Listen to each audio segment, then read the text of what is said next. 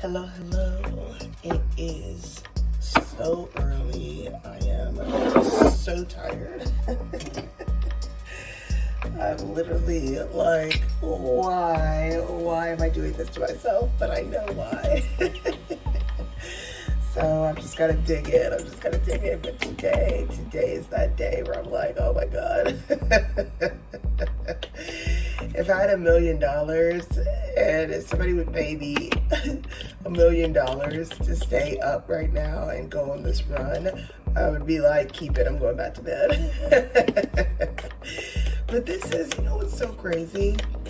I literally was just thinking about this. I was like, oh my God, like, why am I doing this to myself? But I was also like, this is crazy because I'm not even kidding, like, what percentage of people do this? Like, I'm gonna literally look that up because I need to know, like, what percentage of people wake up at 4:30 in the freaking morning? Like, I gotta know. And here's the key: wake up that early without having a job.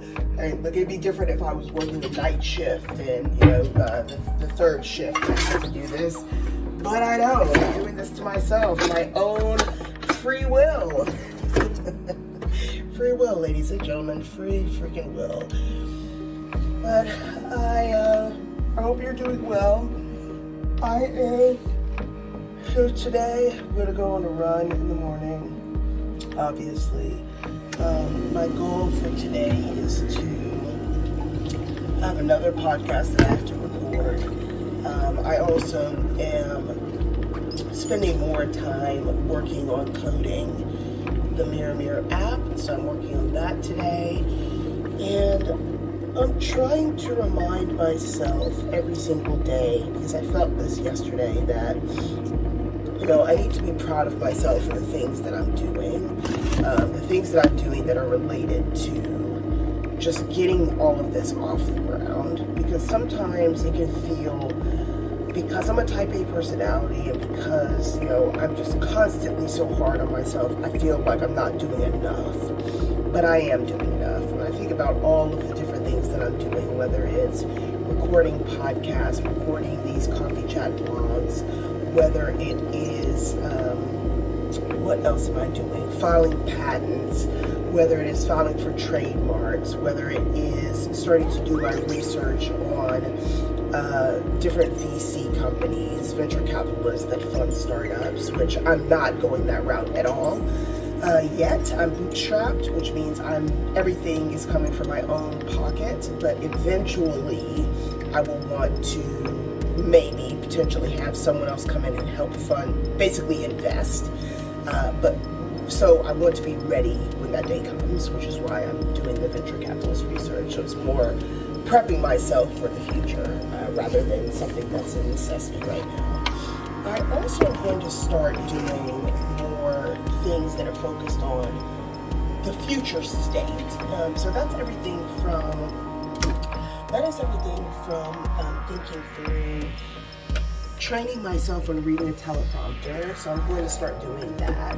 I've used teleprompters a couple of times, but I want to train on them and get really good. And see, these are the things where it's like, this makes no sense until you start doing it, and then you're like, oh my gosh, I'm ahead of the game. Like, who is training on a teleprompter before they even have a lot of regular opportunities, I'll say, where using a teleprompter is needed? But these are the things, these are the cutting edge things that push you to the max in terms of being just an unstoppable force, thinking about what's the current state, what can I do in the current state to make myself amazing and to stand out, what's the future state of my life and my career, how do I want to stand out there, and what can I do today to take steps towards that.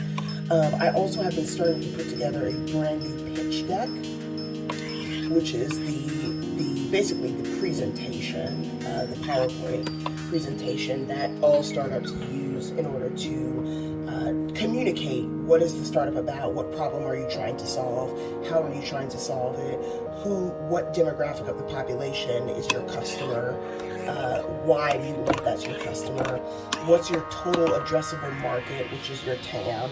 So based on the industry that your invention or your service is in, what is the total addressable market that your invention would potentially have access to? So for me, that is the fashion industry, and I'm in fashion tech, so I'm a hybrid.